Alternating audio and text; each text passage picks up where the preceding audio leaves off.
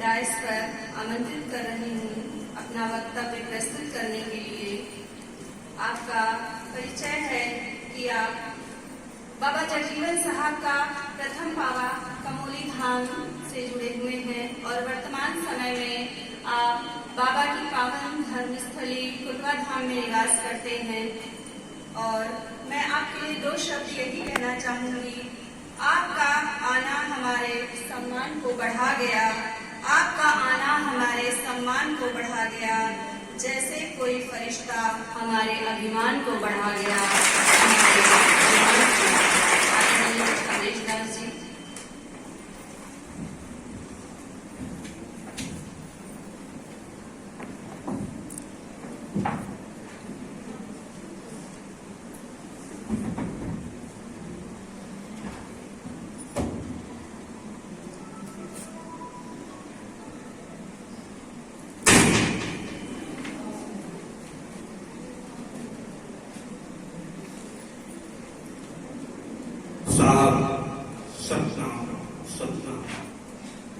सर्वप्रथम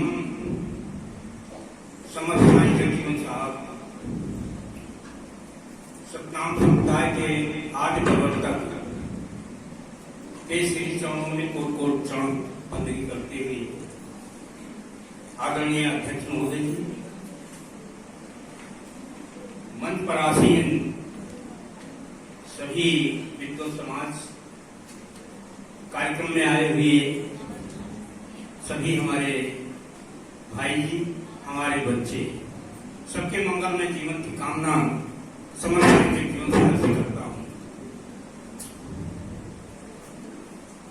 हम बहुत सौभाग्यशाली समझते हैं कि डॉक्टर मन साहब हमारे एक अनुरोध को स्वीकार किया और आज हम सभी लोग उपस्थित हुए हैं।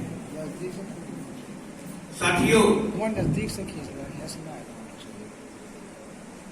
आजकल से हमारे देश अनेक महापुरुषों की जन्मस्थली रही है, जिन्होंने अपने त्याग, तपस्या और बलिदान के द्वारा समाज को नई दिशा दी।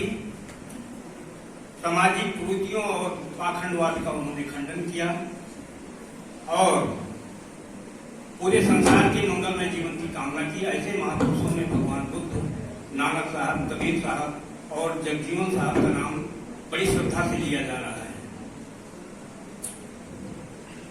भारतवर्ष की निर्गुण विचारधारा में संत कबीर साहब, नानक साहब, यारी साहब, बावरी साहब, भीखा साहब, बुला साहब, गुलाल साहब, साहजोबाई, दयाबाई, अनेक संत हुए हैं जिन्होंने सतनाम की उपासना की, सुमिरन, भजन, ध्यान किया। किंतु समर्थ स्वामी जगजीवन साहब सतनाम, राम नाम सत्य निराकार है, वही घट घट में व्याप्त है, वही सतनाम है, जन जन तक पहुंचाने के लिए 4 पावा 14 गद्दे 36 महान 33 भजनानंदियों को दीक्षित कर भगवत भजन का सुअवसर प्रदान किया। साथियों, जिस समय जगजीवन साहब का अवतरण हुआ उस समय हमारे देश में अनेकों धर्म पंथ जो है चरम सीमा पर थे। उस समय सनातन धर्म अपनी चरम सीमा पर था, बौद्ध धर्म पूरी एशिया में फैल चुका था, किंतु बौद्ध भिक्ष जो है केवल मठों तक सीमित हो गए। महिलाओं का प्रवेश होने के नाते और तर्क साधना के नाते भिक्षुओं में उसमें शिथिलता आ गई। जैन धर्म केवल एक जात तक सीमित होकर के रह गया और उसकी कट्टरता के नाते सभी लोग उसे नहीं स्वीकार कर सके। यहाँ तक कि नानक पंथ जो सिख धर्म के अनुसार एक जात होकर के रह गया और एक सीमा तक सीमित हो गया। उस समय नाना प्रकार के पंथ जो है अपने को सर्वश्रेष्ठ घोषित करते हुए यही कहते थे कि हमारा पंथ सबसे अच्छा है, हमारे सबसे अच्छे साधना पद्धत है, पूजा पद्धत है, सहज है, एक दूसरे की निंदा करते थे। साथियों, ऐसे समय में जगजीवन साहब के मन में ये विचार आया कि क्या कोई ऐसा भी पंथ, संप्रदाय या धर्म हो सकता है जिसमें ऊंच नीच, जात पात, गरीब और छोटे बड़े का कोई भेदभाव ना हो, और जो गृहस्थ जीवन में रहते हुए भी प्रभु का सुमिरन भजन ध्यान कर सके। और उस समय ये भी विडंबना थी कि कुछ पंथ लोग गृहस्थ जीवन को त्याग करके हिमालय की कंदराओं में जाकर के साधना के लिए उपदेशित कर रहे थे। कोई पंथ कंचन कामनी में लिप्त था, तो कोई पंथ जो है संसार से विरक्त होकर के साधना का संदेश दे रहा था। ऊंच नीच, छुआछूत, जात पात का बंधन इतना प्रबल हो गया था। उसी समय औरंगजेब का शासन था। हिंदू धर्म को समाप्त करने के लिए, इस्लाम को स्वीकार करने के लिए तरह तरह की यातनाएं दी जाती थी। ऐसे समय में जगजीवन साहब का अवतरण हुआ।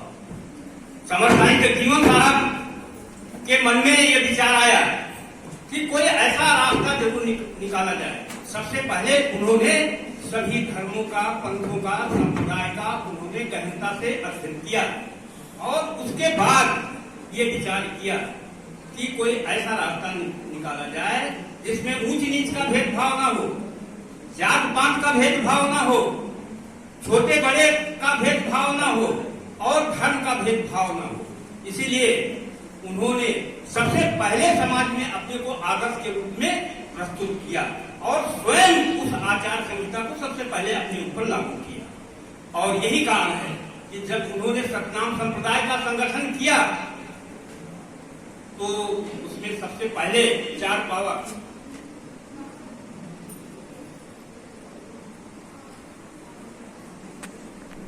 चौदह गद्दी का गठन किया। उसके बाद 36 महान 33 भजनानंदियों का गठन किया और उस राम नाम सत्य निराकार को जग जग में पहुंचाने का प्रयास किया। साथियों, इसलिए प्यारे दास दुनिया मुसलमान को 14 गद्दी में स्थान मिला, कायमदास पठान को स्थान मिला, प्यारे दास दुनिया को स्थान मिला और मनसा दास रैदास को स्थान मिला। इसके अतिरिक्त शिवदास पंजाबी को भी स्थान मिला। साथियों, समर साईं जगजीवन साहब मूल रूप से निर्गुण ब्रह्म के उपासक थे।